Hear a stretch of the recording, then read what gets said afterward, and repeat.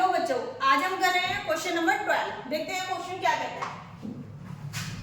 From the top of 7-meter high building, the angle of elevation of the top of a cable tower is 60 degree and the angle of depression of its foot is 45 degree.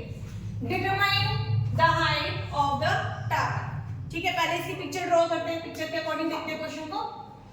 From the top of 7-meter high building, एक building है 7 meter high.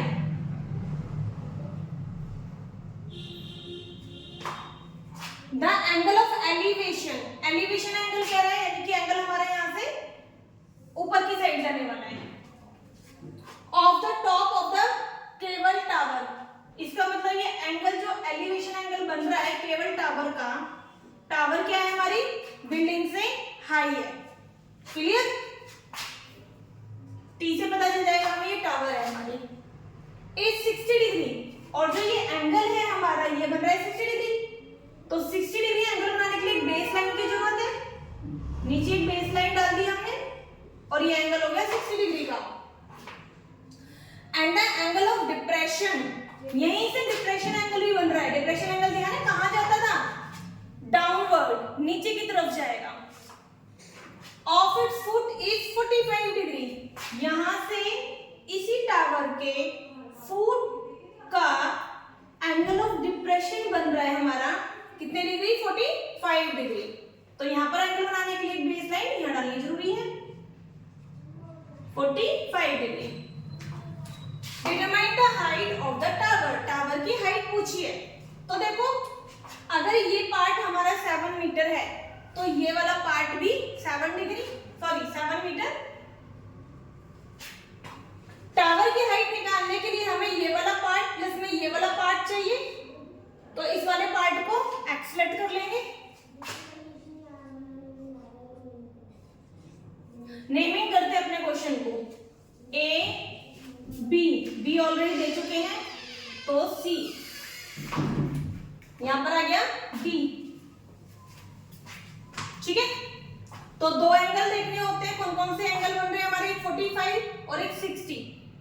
45 का angle कहां बन रहा है? इस वाली triangle में। ट्रायंगल सबसे पहले हमारा पहला ट्रायंगल हमने सिलेक्ट कर लिया है।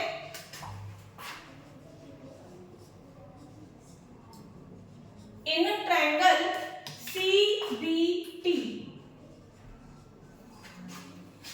इसमें परपेंडिकुलर है, या तो बेस को लेट करना पड़ेगा या आपकी हाइपोटेनस को लेट करना पड़ेगा। अगर मैं हाइपोटेनस को लेट करती हूं तो इधर देखो इस वाले ट्रायंगल में भी मुझे हाइपोटेनस को कुछ ना कुछ लेट करना पड़ेगा। और क्योंकि दोनों हाइपोटेनस की हाइट अलग अलग है तो हमें अगर इसको y तो इसको z लेट करना पड़ जाएगा। लेकिन अगर मैं बेस को लेट करती हूँ यहाँ पर तो जितना ये बेस है उतना ही बेस इसका भी है। क्लियर? तो बेस को लेट करना ज्यादा इजी है, यानी कि बेस हमने ले लिया y। क्यों? क्या फायदा हुआ? इससे ये वाला पार्ट भी y मिल गया। ठीक है, क्वेश्चन में वेरिएबल जितने हो सके उतने कम रखने की कोशिश करते हैं। तो देखते हैं इसमें कौन सा हमारा लग रहा है, परपेंडिकुलर और बेस। ठीक है, कौन सा ट्रिगोनोमेट्री का फॉर्मूला लगेगा? Perpendicular base. tan थीटा का लग रहा है ना, परपेंडिकुलर और बेस। फॉर्मूला लगाते हैं। tan theta equals to, perpendicular वाली लाइन का नाम क्या है? CB, बेस वाली लाइन का नाम है BT। वैल्यू पुट करते हैं। थीटा है 45 डिग्री का, CB 7 मीटर थी और BT को हमने लेट कर लिया था y। tan 45 की वैल्यू 1 होती है। अगर आपको अपॉन में कोई नंबर ना मिले तो अपॉन हमेशा 1 लेट कर लेते हैं। क्रॉस मल्टीप्लाई 7 1 7, तो y हमें मिल चुका है। सेकंड अपने ट्रायंगल पर चलते हैं। सेकंड ट्रायंगल का नाम है ACD। तो इन ट्रायंगल ACD फॉर्मूला वही बन रहा है परपेंडिकुलर और बेस का। tan का formula tan theta equals to, perpendicular देखेंगे इस वाले ट्रायंगल में परपेंडिकुलर सिर्फ इतना है AD, बेस हमारा CD, वैल्यू पुट कर देंगे। थीटा हो गया 60 डिग्री, AD है x, CD है y। क्लियर? tan 60 की वैल्यू √3, अपॉन में कुछ भी नहीं है, 1 लेट कर लेंगे और क्रॉस मल्टीप्लाई। ठीक है, देखो y की वैल्यू आप ऑलरेडी निकाल चुके थे, तो y की वैल्यू यहां पर रख देंगे।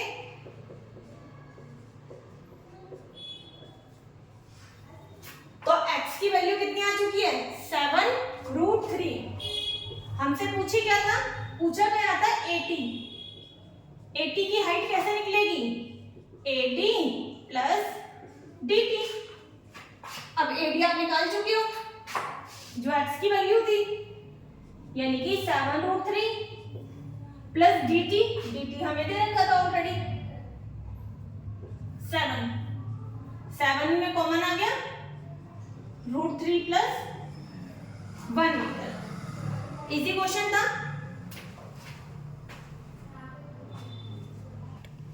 देखते हैं next question, question number 13। As observed from the top of the 45-meter high lighthouse from the sea level, the angle of depression of two ships are 30 and 45 degree। पहले यहाँ तक का देखते हैं।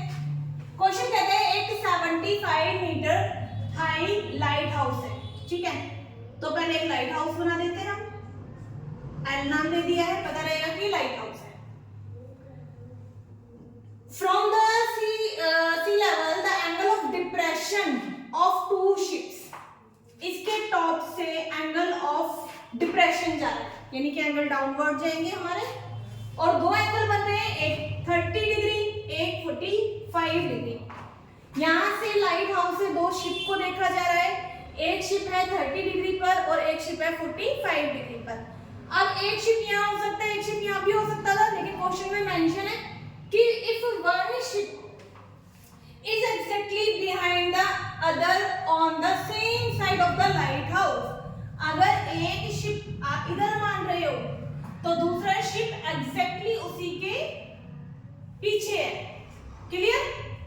तो यहाँ से हमारे एंगल कैसे बन रहे हैं? डिप्रेशन एंगल जा रहा है एक इस शिप के लिए और सेकंड जा रहा है इस वाले शिप के लिए। बेस लाइन बनाएंगे क्योंकि एंगल की जरूरत है हमें। अब इन्होंने ये नहीं बताया कि इस वाले शिप का 30 डिग्री है या इस वाले शिप का 30 डिग्री है, तो कैसे पता चलेगा?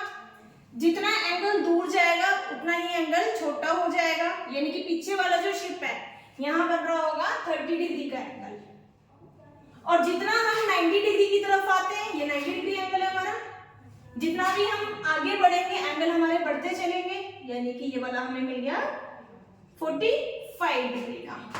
क्लियर?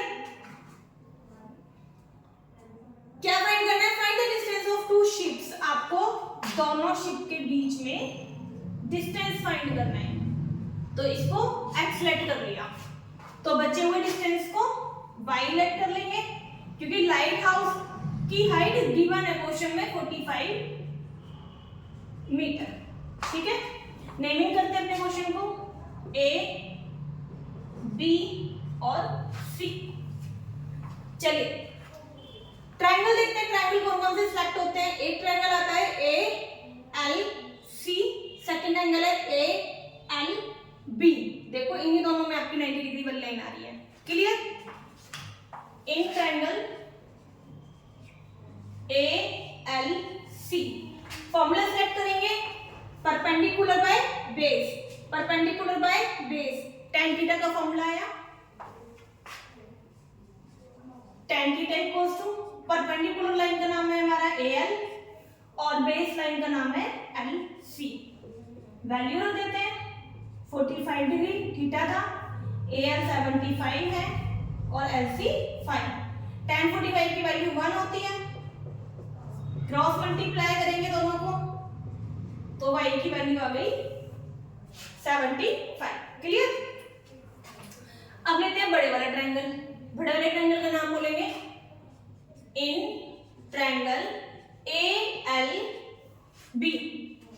फॉर्मूला सेम रहेगा, perpendicular by base, perpendicular by base. tan theta का formula tan theta equals to हो गया AL बाय LP। वैल्यू पुट करेंगे, थीटा कितना गिवन है, देखो बड़े वाले एंगल का, बड़े वाले ट्रायंगल में कितने डिग्री का एंगल दिया है, 30 degree. AL 75, LB x plus y। जब LB पूरा बेस लेना है तो x और y ऐड हो जाएंगे, वैल्यू पुट करेंगे। tan 30 डिग्री की वैल्यू होती है 1/√3, क्रॉस मल्टीप्लाई हो जाएगा, ठीक है। y की वैल्यू आप निकाल चुके हो, पुट कर दो 75, x की वैल्यू निकालनी है, 75 उधर चला जाएगा तो -75, ठीक है।